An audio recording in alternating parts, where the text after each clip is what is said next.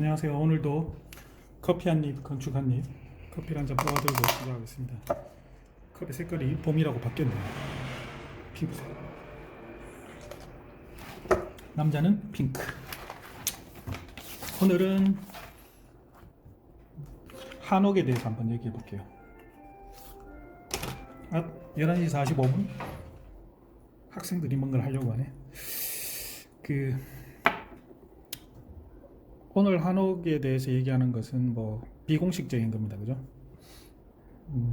제 개인적인 이야기고. 한옥은 한민족, 집, 옥자. 한국 사람 집이란 뜻인데 정말 추상적인 표현이죠.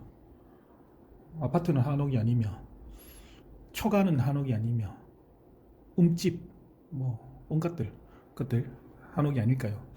사실 좀 구체적으로 얘기하면 한옥이라고 얘기할 때는 보통 우리가 생각하는 거는 이제 조선시대 기와집을 이제 한옥이라고 그러죠. 건축 역사에서 사실은 우리가 건축사를 하면서 빠뜨리고 있는 부분이 어떤 뭐랄까 일반인이 사는 주택을 역사에서는 취급하고 있지 않습니다. 특히 한국 건축사에서는 대부분이 이제 궁궐, 유명한 절, 사찰 이런 것을 얘기하지 일반인이 사는 주택을 얘기하는 경우가 드물죠. 그래서 학교에서 배우는 경우가 요즘은 어떤지 모르겠지만 학부에서 이런 것을 배우지 않습니다. 근데 이제 살다 보니까 제가 이제 2018년에 성북동에 저도 뭐 큰 집, 제가 제사 지내고 했던 어릴 적 그 집은 한옥이었고 대청 올라가기 전에 이제 그 뭐죠?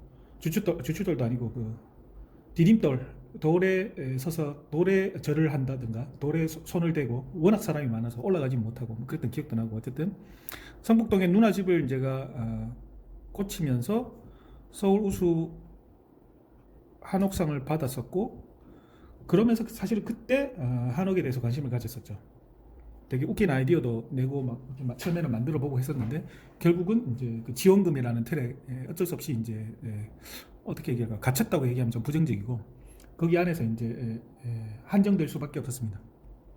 그러면서 그때 이제 공부를 좀 했었죠. 한옥이란 어떤 것인가. 근데 참 궁금한 것이 이제 계속 생기는 것이 여러분들 예를 들어 제주도 서귀포와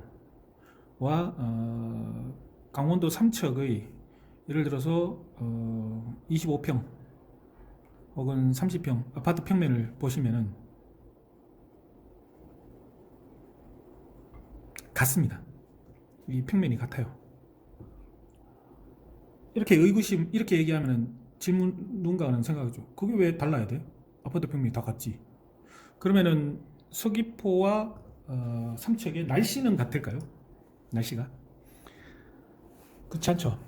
예. 이런 것에서 이제 저는 이제 의구심을 가지는 겁니다.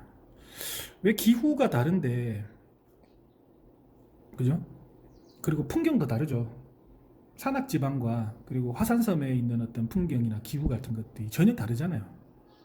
서풍이라든가 늘 서풍이 분다든가 혹은 늘 뭐 남풍이 있다든가 뭐 그런 것들이 다른데 그렇게 다름에도 불구하고 아파트 평면은 늘 남향에 뭐 예를 들어 3베이, 4베이에 따라서 조금 달라질 뿐 똑같은 평면에서 살고 있는 거잖아요. 근데 혹자는 얘기합니다. 이게 아파트가 한국의 어떤 문화를 반영한다고. 그래서 한옥의 평면이 예를 들어서 뭐 한옥이 뭐 이렇게 뭐 생겼다. 그래서 이게 마당이고 대청이고 뭐 이런 것이 지금의 아파트 평면이 되었다라고 하는 사람들도 있어요. 그래서 이게 되게 한국의 고유의 평면이라고. 그렇지 않습니다. 비슷한 위도의 나라의 이런 공동주택 평면을 보면은 다 똑같아요. 다 똑같습니다. 단지 복도가 조금 짧냐 기냐의 어떤 그런 차이가 있을 뿐 복도가 긴 평면은 큰 평면들이고 웬만한 예를 들어서 25평 뭐 이런 평면들은 다 똑같습니다. 제가 살아봤어요. 프랑스에서. 그래서 그런 얘기는 뭐 정말 만들어낸 얘기고 서울의 중부지방 평면을 보시면 그 한옥을 보시면 한옥의 특징은 서울 중부지방 한옥 일반적으로 한옥을 우리가 크게 뭐 이렇게 나누면은 그죠? 한반도에 이렇게 한반도가 이게 있으면은 뭐 이렇게 못 그리냐? 이게 크게 이제 이렇게 뭐 3등분을 하면은 그죠? 이렇게 흔히들 얘기하죠. 북쪽 지방은 겹집이다. 뭐냐면은 방 뒤에 또 방이 붙어 있고 백투백 등과 등을 마주하고 있어서 열기를 이제 가두는 혹은 가둔다기보다 보존하는 것이 상대적으로 더 유리한 이런 겹집 평면상에서는 혹은 이제 뭐 예를 들어 이것은 뭐 전 세계 어디나 마찬가지겠죠. 추운 곳에서는 필로티 하우스 예를 들어 밑에는 동물이 살고 위에는 인간이 산다. 그게 꼭 1층, 2층이 아니고 반지하에 올라간다든가 반지하에서 이제 반 1층, 2층 올라간다든가 혹은 이 중에 일부가 마구간이 된다든가 그래서 동물의 열과 인간의 열을 같이 모아서 부엌의 열과 이런 것들을 모아서 혹은 온돌에 마루를 바닥을 통해서 나가는 온도를 이용해서 집안 전체를 데우는 대청이 당연히 없어질 수밖에 없겠죠. 대청이란 것이 온도를 하는 것이 아니니까. 당시의 기술은 바로 옆에 방만 할 수 있었던 거였거든요. 어쨌든 넘어가고 중부지방은 흔히들 얘기해서 기역자입니다. 그래서 기역자가 이걸 남향으로 기준을 한다면은 남향으로 이게 남향이라면은 뭐 이렇게 되는 거죠. 동쪽에서 들어왔으니까 이제 뭐 서울의 집은 중부지방은 뭐 이런 겁니다. 예. 이게 이제 기역자 집. 그래서 여기가 이제 남쪽이고요. 이거 북쪽입니다.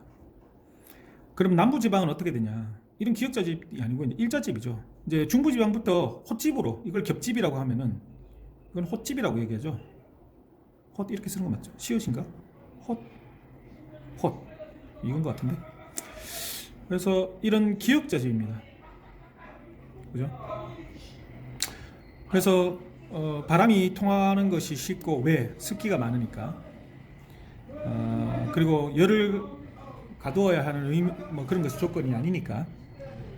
지나가는 할아버지들이 시끄럽네요. 어쨌든 그런 차이가 있습니다. 그래서 이것들이 이제 사찰 같은 경우에서도 그렇고 이렇게 드러나죠. 그러면 이제 서울집에 대해서 약간 더 설명을 하자면 어떤 게 있냐면은 우리가 흔히 보는 서울 도시 한옥 기역자 집은 제가 이렇게 그리긴 했습니다만은 그죠?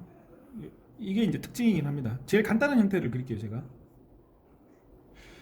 이제 어떤 이유인지 과학적으로 제가 설명을 할 수는 없어요. 아무도 그걸 과학적이라는 말도 좀 애매하긴 한데 그런 걸 설명하는 게 가능한지 모르겠습니다만은 남양의 해를 받아서 마당에 있는 마사토가 반사를 해서 깊이 겨울에는 이 대청 방 안까지 깊이 가지고 들어가는 그런 구조가 이제 처마의 내민 길이 각도 뭐 이런 것과 연관되어 있다고 하죠. 오랜 통계의 결과일 겁니다. 이렇게 요 정도는 내밀어야 한다. 서울지방에. 뭐 그러면서 부지의 치수 같은 것들과 함께 결정이 됐을 테고. 그래서 여기가 이제 대청입니다. 그죠? 그러면 제가 이제 이렇게 했을 때 이제 보통은 동쪽으로 들어갑니다. 서쪽에서 들어가는 경우가 있을 수도 있어요. 근데 일반적인 것은 동쪽에서 들어가고. 그러면 대청이 여기면은 동쪽에서 들어가서 이쪽은 비워야 될 거 아니에요. 물론 이제 여기에 이제 행랑채, 문간채라 그래서 이걸 채우는 경우도 있지만 어쨌든 그건 이제 완전 나중 얘기고 뭐냐면 이제 요런 이제 반칸 정도를 이제 채울 수 있겠죠. 창고로 쓰거나. 왜? 여기 난방이 안 되죠. 뭐 어떻게 할 수는 있겠죠. 난방을 이쪽에서 뭐 이렇게 이쪽이 길인데 혹은 단바퀴인데 아궁이를 이쪽에서 넣어서 이렇게 뗀다는 거는 쉽진 않죠. 도시 한옥을 기준으로 합니다. 뭐 그전에는 가능했을 수도 있죠. 담이 이렇게 바깥으로 나왔을 경우에. 어쨌든 그럼 이제 들어갔을 때 이제 이렇게 입구로 들어갔을 때 이게 뭐냐? 이게 이제 부엌인 거죠. 그러면 부엌에서 이제 이쪽에 아궁이가 이렇게 이제 아궁이라고 하는 것은 쉽게 말하면은 지금으로 얘기하면 인덕션입니다. 그죠? 솥을 여기다가 이제 얹고 프라이팬을 여기다가 얹고 가열을 하는 거죠. 근데 이게 이제 단면상에서 이런 거잖아요. 여기에 이제 솥을 이렇게 얹는 거고 밑에 나무를 넣어서 불이 막 이렇게 올라가는 거잖아요. 사람이 이렇게 있다면. 그러면은 이 열이 이렇게 전달돼서 이제 옆에 있는 방으로 바닥을 데피는 거죠. 그래서 이 방이 이제 그냥 사실은 방인데 흔히들 우리가 이제 안방이라고 하죠. 대청은 이런 시스템으로 난방을 하지 않았습니다. 온돌로. 엄청 차죠, 겨울에. 서울 춥잖아요. 여기 정말 엄청 춥습니다. 제사 때 제가 대구에서 제사를 지냈었는데 그때도 추워서 발가락을 제가 기억에 이렇게 서 있을 때 이러고 있었어요. 뭔지 아시겠죠? 이러고 있었어요. 엄지발가락, 발목. 어떻게든 덜 닿으려고. 너무너무 추웠어요. 그리고 얘가 뭡니까? 이 방을 뭐라 그러냐면 사랑방 뭐 이렇게 이야기하는데 그거는 이제 나중 얘기인 것 같고, 이 방을 얘기를 하길 건너방이라고 얘기하는 거죠. 대청 건너에 있다고. 그래서 이걸 이제 사랑방으로 쓰거나 여유가 되면 이제 바깥에 별채를 냈겠죠. 그래서 이제 사랑채를 만들었겠죠. 그래서 이것이 이제 기본인데, 서울은 약간 독특한 것이 요렇게 제가 이렇게 그렸죠. 요만큼 반칸 정도가 삐쳐나가 있습니다. 그래서 부엌에서 대청을 올라가서 상을 여기에 갖다 놓는 게 아니고, 흔히들 여기에 문이 있어서 여기서 그냥 바로 집어넣어 버리죠, 바깥에서. 그랬던 것이 이제 서울 중부 한옥의 특징입니다. 그래서 이런 것들이 이제 있다가 서울은 이제 이렇게 지었죠. 기역자가 이렇게 있으면은 또 거기 갖다 붙여서 또 짓고 또 짓고. 그래서 뭐 제가 듣기로는 정세권이란 분은 이것부터 먼저 지었다고 하죠. 이렇게. 그러고 한데 이걸 갖다 붙였다고 들었습니다. 모든 집을 그렇게 지었는지 모르겠지만 많이 지을 땐 이게 훨씬 빠르겠죠. 가격이 쌀 수도 있었겠고. 네, 이런 생각을 해서 지었다고 들었습니다. 그래서 제가 기억나는 것이 언제 한번 월간 한옥이란 잡지사가 주최하는 뭐 세미나, 어떤 포럼 같은 게 있어서 간 적이 있었는데, 그때는 이제 제가 한참 한옥에 대해서 좀 이렇게 할 때여서 남원에 있는 남원 예촌 켄싱턴, 지금도 뭐 운영을 하는지를 모르겠어요. 거기서 이제 남원 시장님 오시고 뭐 저 말고는 사실 다른 분들은 대부분 한옥 쪽의 권위자들이었고, 근데 거기서 이제 제가 뭐 이렇게 이야기하면서 사전에 이제 공부를 좀 했었죠. 운조루라는 이제 지역에 상당히 유명한 한옥이 있는데, 기회가 되면 저도 한번 가보고 싶어요. 운조루. 정말 독특한 배치였습니다. 뭐였냐면은 미음자 배치예요. 완전 다 막아선. 뭐 이런 거 있을 수 있죠. 개성 한옥이라든가 뭐. 근데 이걸로 끝나는 게 아니고 여기에 이제 옆에 하나가 뭐 이렇게 더 붙었어요. 그리고 이제 문간 행왕채가 이렇게 앞부분에 얼마나 긴지 기억이 안 나는데 이렇게 이제 하나가 더 붙었고, 저 기억에 뭐 이렇게 여기도 하나 이렇게 튀어나왔던가 뭐 이런 식으로. 그래서 흔히 볼 수 있는 한옥의 타입은 아닌데, 저는 이런 평면을 보면서 그때 얘기했던 것이 사실 기후에 따라 다른 어떤 그 당시에 우리 뭐 불과 100년 전의 평면을 보면은, 한옥의 어떤 구성을 보면은 우리의 건축 배치에 어떤 도움이 될 수 있는 것들이 있겠다. 그게 뭐냐면은 예를 들어 뭐 한옥을 미음자 구성의 한옥을 예를 들어서 이렇게 겹쳤다. 그죠? 이게 호텔이 될 수 있는 거죠, 사실. 예? 그래서 한옥을 호텔로 개조하는 것도 어렵지 않을 것 같았었고, 제 그때 생각에는 뭐 그 뒤로는 연구는 해보진 않았지만. 그래서 오늘 어쨌든 뭐 이런저런 이야기들을 좀 했는데, 이 정도에서 이제 닫아야 될 것 같긴 한데, 마쳐야 될 것 같은데, 저는 아파트 평면이 이렇게 서귀포에서부터 삼척까지가 같다는 거, 이것이 한국 건축 설계를 발전을 막고 있는 어떤 하나의 큰 요소라고 생각하고, 그것이 한국 건축 아파트가 이렇게 많아지면서 결국 한국 건축 수준을 떨어뜨리는 하나의 주범이라고 생각하고, 싱가포르, 홍콩의 건축이 발전하지 못하는 이유도 제가 알기로는 그거라고 알고 있거든요. 땅이 좁다 보니까 아파트를 지어서 이제 시민들을 살게 해야 되고, 그러다 보니까 건축가를 나와서 할 수 있는 일은 인테리어밖에 없다. 예. 그래서 이런 것들이 좀 이렇게 연관되어서 연결되어 있는 저는 이야기라고 생각하고, 혹은 연결해서 생각을 합니다. 이 정도로 할게요.